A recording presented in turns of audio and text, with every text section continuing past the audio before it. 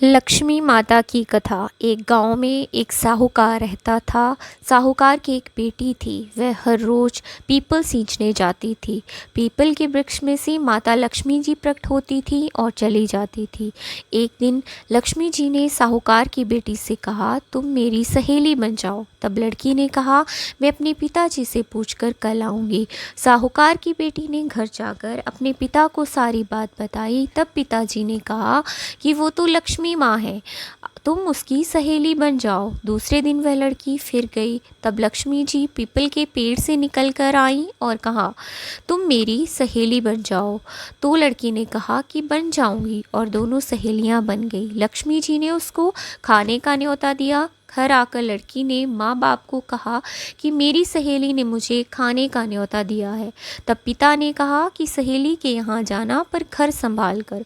तब वह लक्ष्मी जी के यहाँ भोजन करने गई तो लक्ष्मी जी ने उसे शॉल दुशाला ओढ़ने के लिए दिया, रुपए दिए, सोने की चौकी, सोने की थाली में 36 प्रकार का भोजन कराया।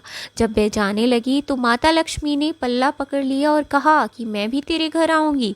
तो उसने कहा, आ जाना। वह घर जाकर चुपचाप बैठ गई। तब पिता ने पूछा कि बेटी, सहेली के यहाँ जाकर आई है और तू उदास बैठी है, क्यों? तो उसने कहा, पिताजी, मेरे को लक्ष्मी जी ने इतना दिया, अनेक प्रकार के भोजन करवाए, परंतु मैं क्या भोजन करवाऊंगी? अपने घर में तो कुछ भी नहीं है। तब उसके पिता ने कहा कि गोबर मिट्टी से चौका लगाकर घर की सफाई कर ले। 4 मुख वाला दिया जलाकर लक्ष्मी जी का नाम लेकर रसोई में बैठ जाना। लड़की सफाई करके लड्डू लेकर बैठ गई। उसी समय एक रानी नहा रही थी। उसका 9 लखा हार चील उड़ाकर ले गई और उसके घर पर 9 लखा हार गिर गया और उसका लड्डू ले गई। बाद में वह हार को तोड़कर बाजार में गई और सामान लाने लगी। तो सुनार ने पूछा कि क्या चाहिए? तब उसने कहा कि सोने की चौकी, सोले की थाल, चाल दुसाला, मोहर और सामग्री दे। 36 प्रकार का भोजन आ जाए, इतना सामान दे। सारी चीज़ें लेकर बहुत तैयारी करी और रसोई बनाई। तब गणेश जी ने जिसे कहा कि लक्ष्मी जी को बुलाओ।